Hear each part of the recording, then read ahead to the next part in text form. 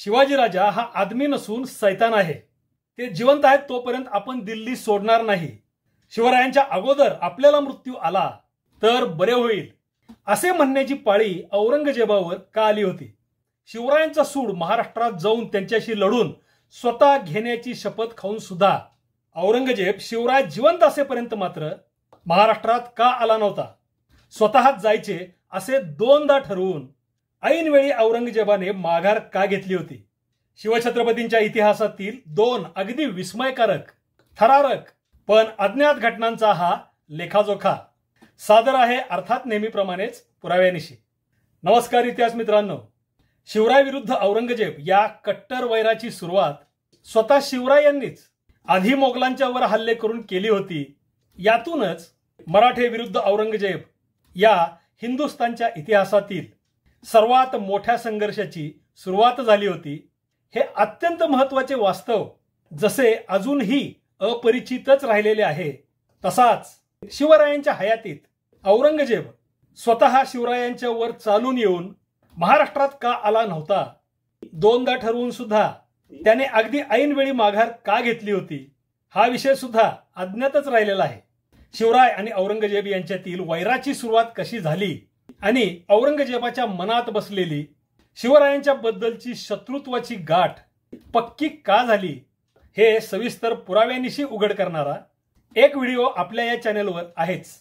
तो तुम्ही पाहिला नसेल तर जरूर पहा। इथे त्याचा फक्त सारांश सांगतो आणि त्यानंतर लगेचच मुख्य विषयाला सुरुवात करूयात। 1657 साली औरंगजेब मोगलांच्या दख्खन सुभ्याचा सुभेदार होता। तो औरंगाबादवरून विजापूरच्या आदिलशाही मुलखावर आक्रमण करून मोहिमेवर गेलेला असतानाच ती संधी महाराजांनी अचूक साधली होती। 1657 सालच्या एप्रिल महिन्यात महाराजांनी जुन्नर लुटले। जूनमध्ये अहमदनगर सुद्धा लुटले। जुन्नर आणि अहमदनगर ही मोगलांची बळकट लष्करी ठाणी असलेली महत्त्वाची शहरे शिवरायांनी हल्ला करून लुटल्याने औरंगजेब संतापलेला असतानाच मागोमाग ऑक्टोबर 1657 मध्ये महाराजांनी उत्तर कोकणामधील कल्याण आणि भिवंडी ही मोगलांच्या ताब्यातील महत्त्वाची शहरे हल्ला करून जिंकून घेतली। मागोमाग माहुली किल्ला मोगलांकडून जिंकून अक्षरशः हिसकावून घेतला।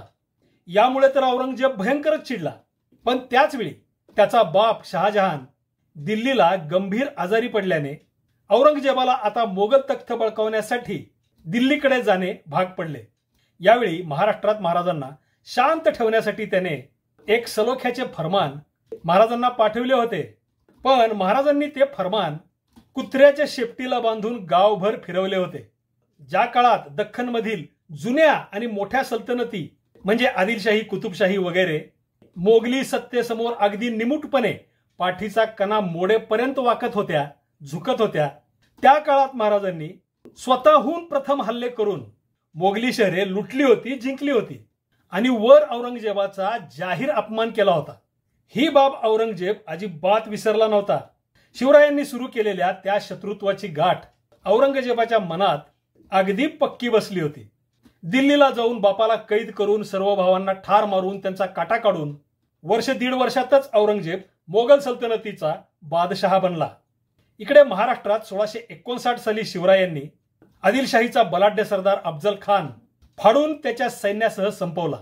महाराजांचा हा अतर्क्य धाडसी पराक्रम त्या काळी संपूर्ण हिंदुस्थान भर गाजला होता।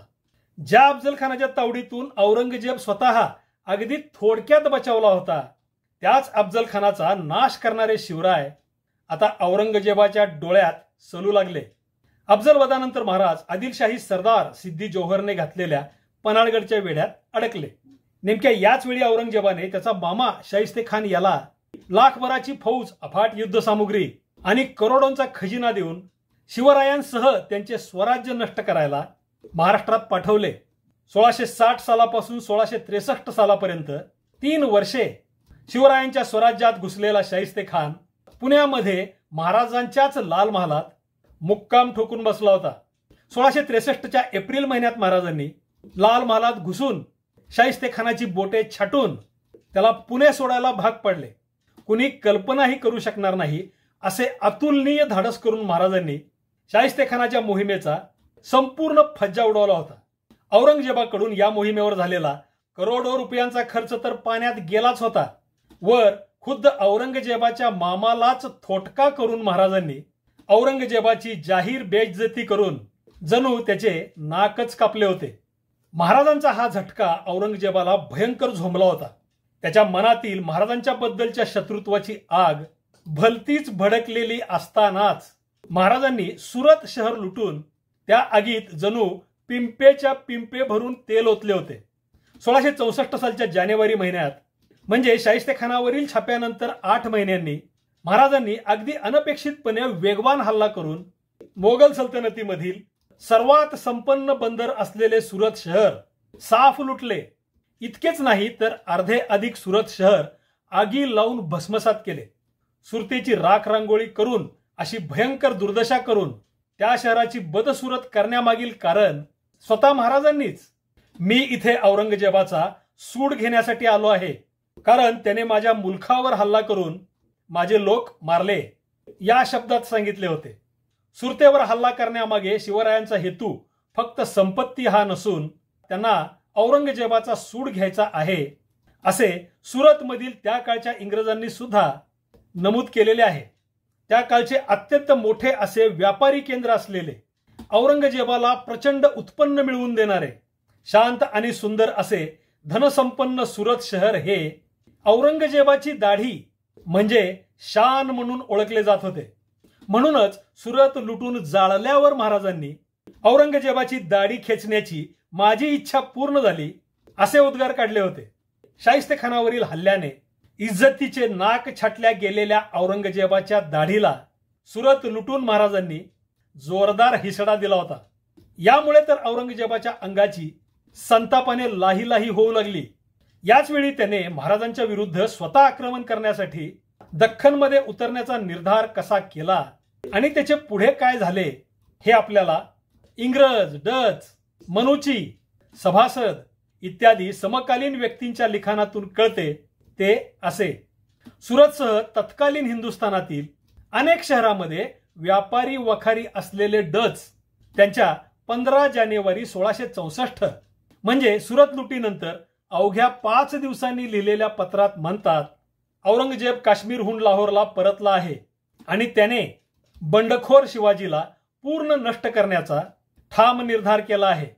सुरतमधील इंग्रज त्यांच्या 4 एप्रिल 1664च्या पत्रात औरंगजेबाच्या मनस्थितीचे वर्णन असे करतात, औरंगजेबाने सुरत शहराची आणि बंदराची लूट आणि जाळपोळ फारच मनावर घेतली आहे।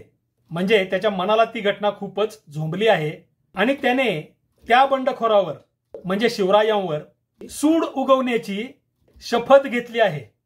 1657 साली महाराजांनी केलेल्या पहिल्या हल्ल्यांचा बदला घेण्यासाठी औरंगजेबाने शाहिस्तेखानाला पाठवले होते। शाहिस्तेखानाने केलेल्या शिवस्वराज्याच्या नुकसानीचा सूड शिवरायांनी खानाची बोटे छाटून आणि सुरत शहर लुटून घेतला होता।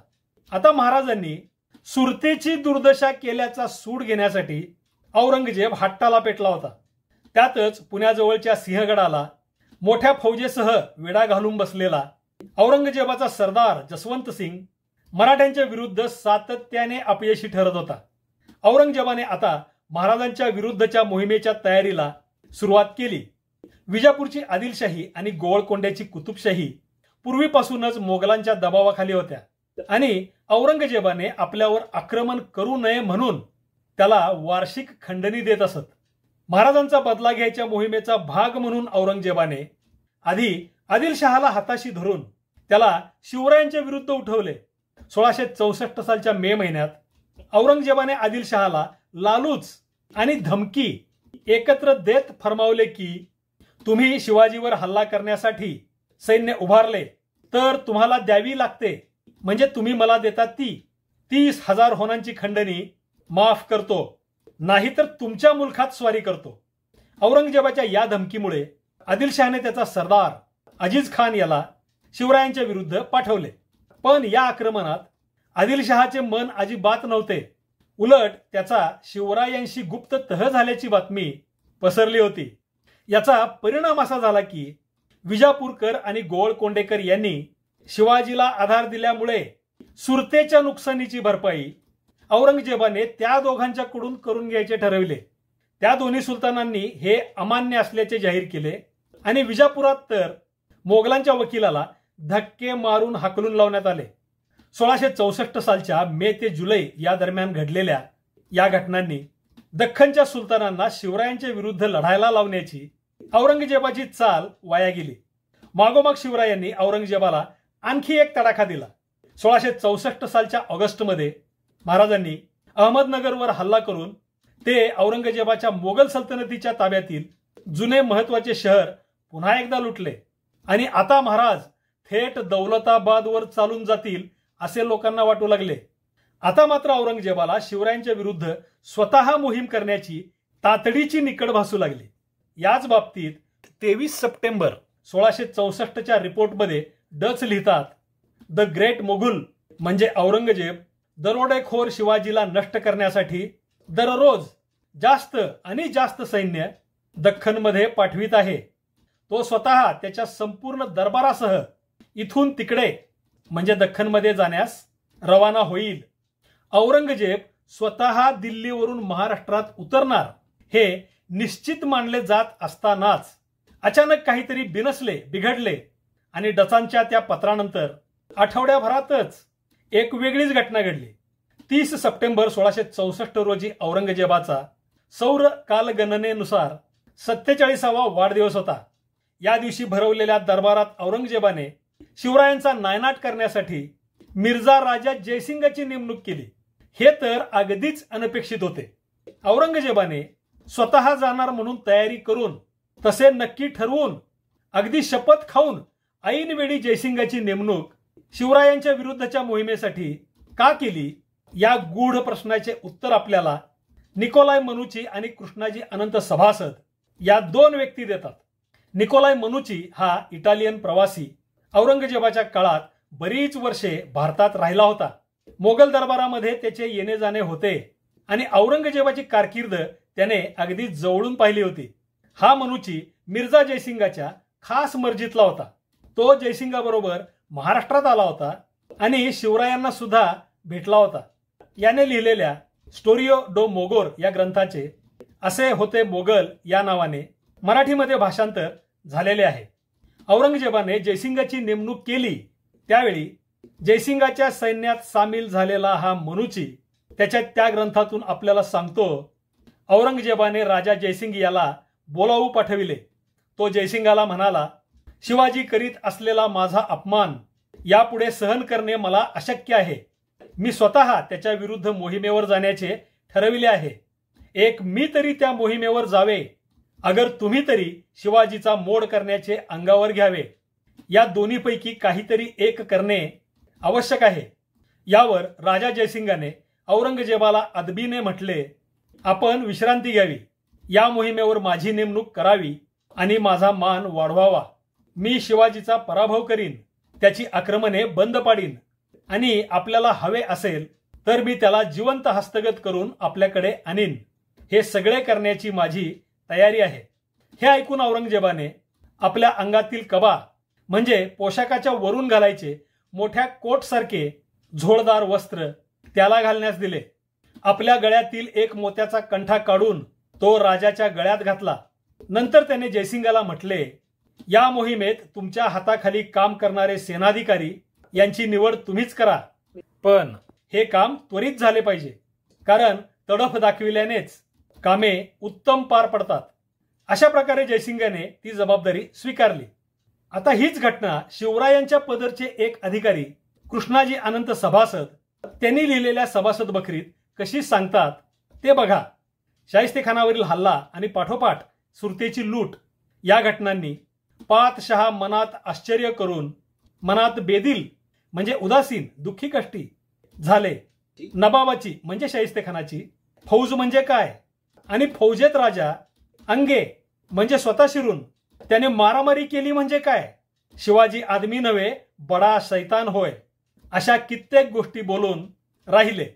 पुढे कोण सरदार पाठवावा, कोण फत्ते करून येईल असा विचार करून सरदार निवडिता मिर्झा राजा जयसिंग निवडिला. त्यास आणून घुशालखान्यात म्हणजे स्नानगृहात अर्थात एकांताच्या खोलीत बसवून पातशहांनी नाना प्रकारे सांगितले की शिवाजीवर तुम्ही जाणे, आपण पातशहांनी जावे किंवा तुम्ही जावे असे जाणून तुम्हास रवाना करीतो, बरोबरी फौज देतो. नाना हुन्नरे शिवाजी हस्तगत करून बरोबरी घेऊन येणे. म्हणून हत्ती, घोडे, ढाल, फिरंगा, तरकश कमान, दौलत इजाफा देऊन नावाजून तैसेच बरोबरी लढाईचे तशरीफा देऊन रवाना केले. इथे जयसिंगाच्या पदरचा मनुची आणि महाराजांच्या पदरचे सभासद या दोन्ही वेगवेगळ्या व्यक्ती तसेच इंग्रज आणि डच हे औरंगजेबाने शिवरायांनी त्याच्या केलेल्या अपमानाचा बदला घेण्यासाठी स्वतःच जायचे ठरविले होते हे सांगतात. औरंगजेबाला जर तसे जायचेच असते तर तो स्वतः गेलाच असता, त्याला कुणाच्या परवानगीची गरजच नव्हती. पण ऐनवेळी त्याने जयसिंगाला बोलावून मी तरी जावे किंवा तुम्ही तरी जावे या दोन्हीपैकी एक काहीतरी करणे आवश्यक आहे असे सांगितले. वर तुम्हाला रवाना करतो असे त्याने म्हटले.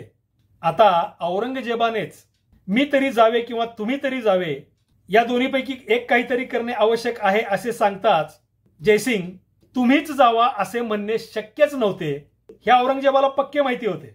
जयसिंगाने होकार देताच औरंगजेबाने त्याचा झगा आणि कंठा नव्हे, शिवरायांच्या विरुद्ध लढायची अवघड कामगिरी जयसिंगाच्या गळ्यात घालून अगदी बेमालूमपणे आणि हुशारीने स्वतःची त्या संकटातून सुटका करून घेतली होती. यासाठीच तर त्याने जयसिंगाला एकांतात बोलावून नाना प्रकारे त्याला राजी केले होते. तुम्हालाच रवाना करतो असे म्हटले होते. औरंगजेबाने ऐनवेळी अशी माघार घेण्याचे कारण सभासद नेमकेपणे औरंगजेबाच्या शब्दात असे सांगतात. शाहिस्तेखानाच्या अफाट फौजेत शिवरायांनी स्वतः घुसून हल्ला केला हे कल्पनेपलीकडचे आहे. हे शिवराय म्हणजे मानव नसून खूप मोठे सैतानच आहेत.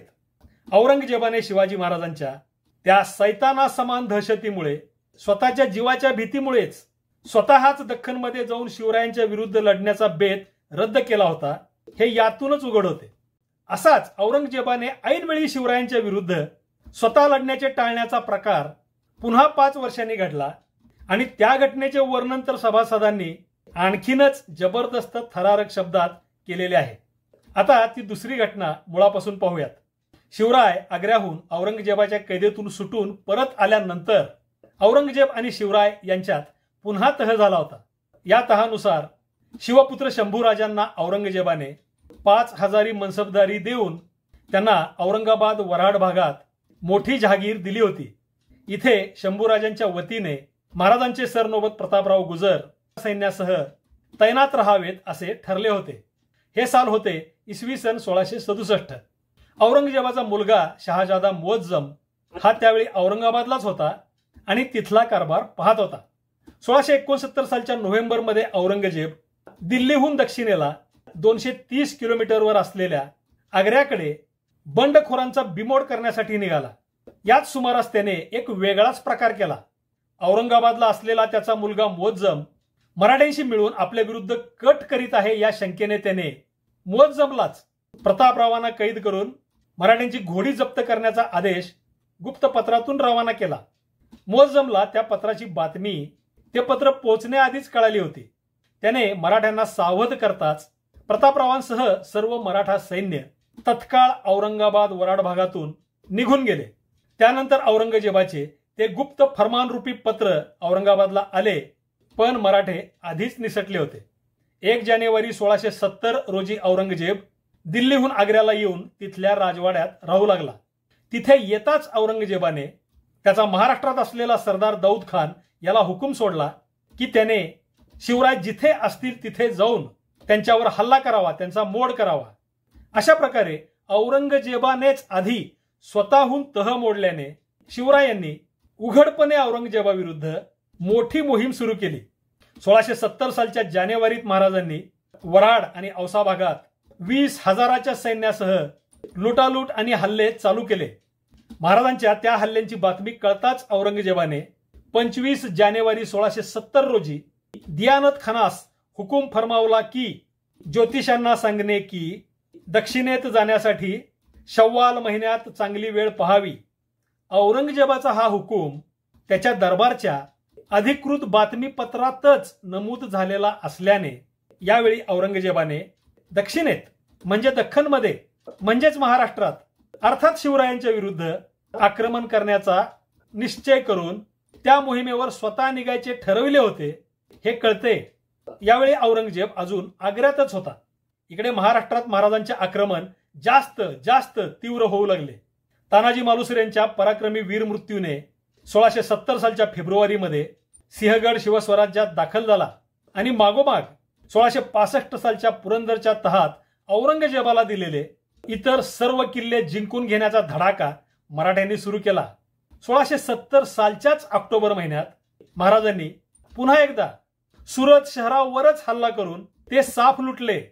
सुरतेची ती लूट घेऊन परत जाताना आडवे आलेल्या मोगली सैन्याचा वनी दिंडोरीच्या म्हणजे कांचनबारीच्या लढाईत महाराजांनी समोरासमोरच्या लढाईत प्रचंड पराभव करून साफ धुवा उडवला। पुन्हा एकदा दुसऱ्यांदा सुरतच लुटून महाराजांनी औरंगजेबाच्या मर्मावर आघात केला होता। पुन्हा एकदा औरंगजेबाला तीच जखम त्याच जागी नव्याने करून महाराजांनी जणू औरंगजेबाला उघडपणे आव्हान दिले होते की तू स्वतः ये आणि लढ माझ्याशी। पण दख्खनमध्ये जाण्याचा मुहूर्त काढून सुद्धा औरंगजेबाने मात्र आग्रा काही सोडले नाही। आता महाराजांनी मोगली मुलखातील शहरे फक्त लुटून उद्ध्वस्त करण्याऐवजी थेट मोगली मुलूखच ताब्यात घ्यायचा नवाच धडाका सुरू केला। 1670च्या नोव्हेंबरमध्ये महाराज ससैन्य मोगलांच्या अंमलाखालील नाशिक बागलांच्या भागात घुसले। महिन्याभरात मोगलांच्या ताब्यातील या भागातील अनेक किल्ले जिंकून अखेर साल्हेरचा अत्यंत महत्वाचा बलाढ्य आणि मोक्याच्या जागी असलेला किल्ला महाराजांनी जिंकला। हा साल्हेर किल्ला ताब्यात असणे म्हणजे संपूर्ण बागलान प्रांतच ताब्यात असण्यासारखे होते। त्यामुळे हा घाव औरंगजेबाला वर्मी बसला। पण तरीही दख्खनमध्ये स्वतः उतरायचे सोडून तो आग्र्यालाच थांबला। 28 नोव्हेंबरला त्याने महाबत खानाला शिवरायांच्या विरुद्ध नेमून अफाट फौज देऊन रवाना केले। यानंतर पुढील जवळपास वर्षभर औरंगजेब आग्र्यातच थांबून महाबत खानाकडून शिवरायांचा पराभव होण्याची वाट बघत राहिला। पण हा महाबत खान मराठ्यांच्या पराक्रमासमोर पूर्ण हतबल ठरला। यामुळे हताश झालेला औरंगजेबाने महाबत खानाची उचलबांगडी करून त्याच्या जागी बहादूर खानाची शिवरायांच्या विरुद्ध नेमणूक करून त्याला अफाट फौज देऊन साल्हेर जिंकून घेण्याची आज्ञा दिली। सप्टेंबर 1671 मध्ये औरंगजेबाने बहादूर खानाची नेमणूक केली आणि त्यानंतर 2च महिन्यांनी तो आग्रा सोडून थेट दिल्लीला माघारी गेला। औरंगजेबाने पुन्हा एकदा स्वतः दख्खनमध्ये उतरून महाराजांच्या विरुद्ध लढण्याचे टाळले। बहादूर खानाने 40,000 सैन्यासह येऊन साल्हेरला घातलेला वेढा मराठ्यांनी जबरदस्त हल्ला करून मोगलांची कधी झाली नसेल अशी भीषण भयंकर कत्तल करून उधळून लावला। वनी दिंडोरीच्या लढाईत आणि त्यानंतर या साल्हेरच्या लढाईत मराठ्यांनी मोगलांना उघड्या मैदानावरील समोरासमोरच्या लढाईत पराभवाची धूळ चारली होती। महाराजांच्या या महाप्रचंड विजयाने औरंगजेबाची छाती अक्षरशः दडपून गेली आणि मोगलांची मराठ्यांच्या विरुद्ध लढण्याची हिंमत खचली। गनिमी काव्यात वाकबगार असणारे मराठे उघड्या मैदानातील लढाईत सुद्धा आपल्याला भारी पडतात हे त्यांना आता कळून चुकले होते। खरे तर औरंगजेब दिल्लीवरून का निघाला होता आणि तो स्वतः महाराजांच्या विरुद्ध लढायला दख्खनमध्ये का उतरला नाही याची 2 वर्णने या सर्व प्रकाराची अंदर की बात आपल्या समोर उघड करतात। यातील एक वर्णन ईश्वरदास नागर याचे आहे तर दुसरे सभासदांचे आहे। ईश्वरदास नागर हा औरंगजेबाच्या नोकरीत होता। त्याने फुतुहाते आलमगिरी म्हणजे औरंगजेबाचे विजय या नावाचे पुस्तक लिहिले होते। हा ईश्वरदास त्याच्या त्या पुस्तकात औरंगजेब दिल्लीतून का निघाला याबद्दल लिहितो। औरंगजेबाने दानिशमंद खानाला राजधानी दिल्लीचा सुभेदार म्हणून नेमले आणि औरंगजेब स्वतः वाईट दुष्ट शिवाजीच्या ताब्यात असलेल्या दख्खन भागाकडे निघाला। त्या भागातील सर्व जमीनदार म्हणजे लहान मोठे सत्ताधारी त्या खोडसाळ दुष्टकर्मी शिवाजीचे साथीदार होते। बादशहा तो सर्व प्रदेश जिंकून विजयी होऊन परत यावा यासाठी हे केले होते। म्हणजे ही मोहीम औरंगजेबाने हाती घेतली होती। इथे औरंगजेबाच्या पदरच्याच ईश्वरदासाच्या लिखाणामध्ये औरंगजेबाचा दिल्लीहून निघण्याचा मुख्य उद्देश दख्खनमध्ये उतरून शिवरायांचा नायनाट करण्याचा होता हे स्पष्टपणे नमूद झालेले आहे। 1669 सालच्या नोव्हेंबरच्या अखेरीस औरंगजेब दिल्लीहून निघाला आणि त्याच वेळी त्याने औरंगाबादला असलेल्या मराठ्यांना कैद करण्याचा गुप्त हुकूम त्याचा मुलगा मोअज्जमला पाठवला होता।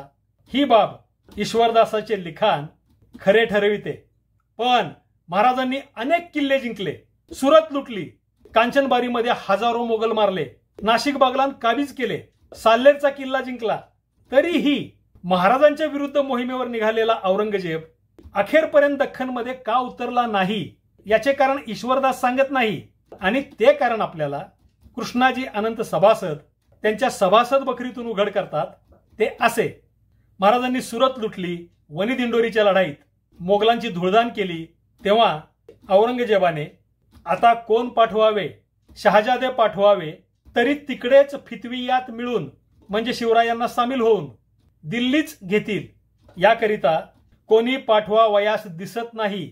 या उपरी आपण खासा कंबरबस्ती करून म्हणजे स्वतःच जय्यत तयारी करून शिवाजीवर जावे, तर शास्ताखानाचा न्याय झाल्यास म्हणजे शास्ताखानासारखी परिस्थिती झाल्यास काय करावे, याकरिता शिवाजी जोवर जिवंत तोवर दिल्ली आपण सोडत नाही असा विचार केला। पुढे साल्हेरच्या लढाईत मराठ्यांनी मोगलांची भयंकर दुर्दशा करून साफ कत्तल केली। ही खबर पातशहास कळून बहुत दिलगीर झाले। 3 दिवस बाहेर आले नाहीत। आम खास मध्ये म्हणजे दिवाने आम दिवाने खास मध्ये म्हणजे कोणत्याच दरबारात 3 दिवस आले नाहीत। असे कष्टी झाले। खुदाने मुसलमानाची पातशाही दूर करून शिवाजीसच दिधली असे वाटते। आता शिवाजी अगोदर आपणास मृत्यू येईल तर बरे, आता शिवाजीची चिंता जीवी सोसवत नाही असे बोलले। मग बहादूर कोका पातशहाचा दूध भाऊ याने येऊन पातशहाचे समाधान केले की तुम्ही दिल्लीची पातशाही खुशाल करणे, आपण शिवाजीवरी जातो, नाना हुन्नर करून त्यास जेर करीतो, पातशहानी फिकीर न करावी असे समाधान करून पातशहास आणून तख्तावर बसविले। बहादूर खानास नावाजून आपले गळ्यातील पदक व शिरावरची कलगी देऊन सोबत 70,000 स्वार दिले।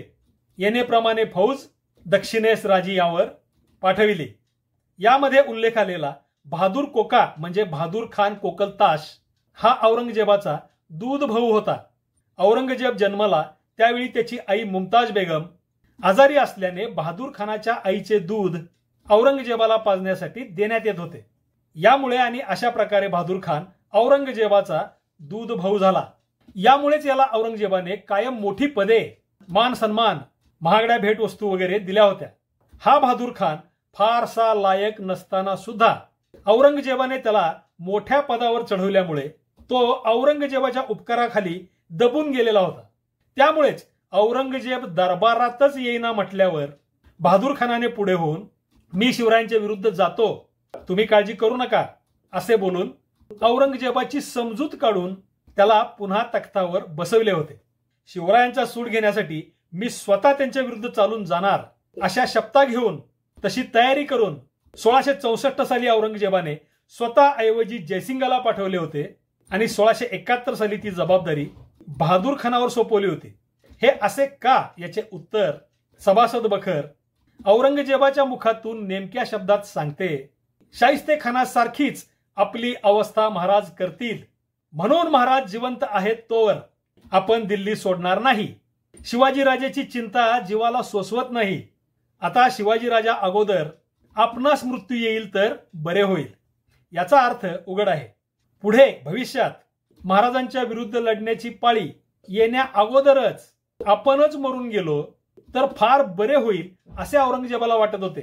कारण त्यामुळे महाराजांच्याकडून पराभूत होऊन तोंड काळे होण्याच्या भयंकर अपमानापासून तरी बचाव होईल असा औरंगजेबाच्या त्या शब्दांचा अर्थ आहे। यात औरंगजेबाला आपण महाराजांच्याकडून पराभूतच होणार अशी वाटत असलेली खात्री सुद्धा दिसते। औरंगजेब 2दा महाराजांना पूर्ण नष्ट करण्याचा निर्धार करून तशी शपथ घेऊन दख्खनमध्ये उतरायला निघाला होता। पण दोन्ही वेळा शिवरायांच्या भयंकर अशा सैतानी दहशतीमुळे स्वतःच्या जीवाच्या भीतीने औरंगजेबाने ऐनवेळी माघार घेऊन शिवरायांशी लढणे कसे टाळले याचा इतिहास हा असा आहे। आणि यातच बादशाह झाल्यानंतर औरंगजेब महाराष्ट्रात महाराजांच्या मुलखातच काय पण त्याच्या सर्वात सुरक्षित अशा औरंगाबाद शहरात सुद्धा शिवराय हयात असेपर्यंत एकदाही का आला नव्हता याचे उत्तर सुद्धा आहेच. औरंगजेबाच्या अशा कच खाऊ कृत्यांमुळे मोगल सैन्याचे मनोधैर्य खूप प्रमाणात आणि वेगाने खचत होते. तर या उलट प्रत्येक महत्वाच्या प्रसंगी महाराज स्वतः पुढे होऊन जीवघेणी संकटे स्वतःच्या अंगावर घेत होते, स्वतः लढून विजय मिळवत होते.